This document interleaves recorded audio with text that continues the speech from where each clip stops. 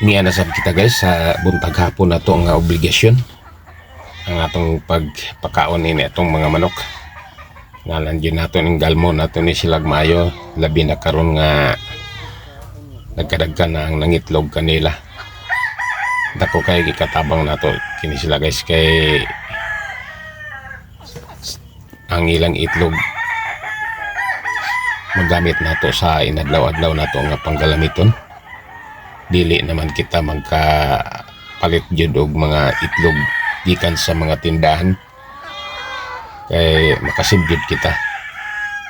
Ini man jay itlog nato makuha matag adlaw, dili pud nato maurot og gamit nato sa adlaw-adlaw natong galamiton kay kasagaran mabuntag ra man jud kita mo gamit og mga itlog. Mapuy madali-dali nato nga masud-an nato sa maprito sa matag-buntag sa di na jud kita makapalit og mga itlog sa tindahan.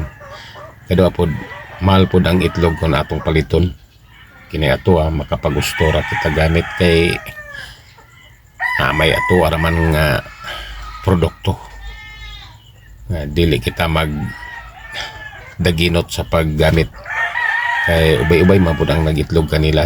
Dili gani nato maurot gani so sa kadlaw ang ilang itlog.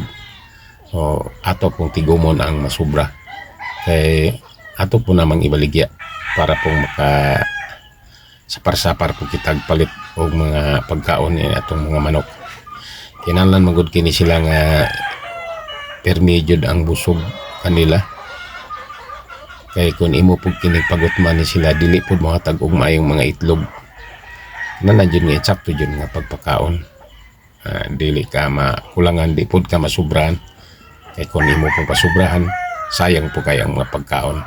Ila ra makining gawas sa ilang lawas, dili man may pagka-process gyapon kung masubra. Usa kinahanglan jud nga imo yung igo-igoon nga timing nimo ang pagpakaon kanila. Na siya na guys. Importante ra jud nga dili sila muniwang. Imo po silang andaman og tubig kay ang atong gipakaon kanila usa ka dry nga mga feeds nga kinahanglan jud og tubig nga ila dayong mainom kung pagdalagan nila dito sa ilang imnanan. Pareho ni uban atong mga manok kung modalagan sila dayon sa ilang tulubigan kay uga kayo ang ilang tutunan tungod kay ang atong pagkaon kanila mga dry man.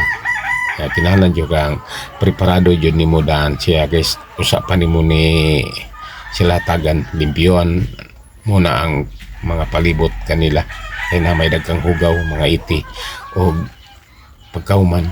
Kinahanglan jud nga napog kay gipreparar jud nga tubig kanila aron madumdum ra nila giinom.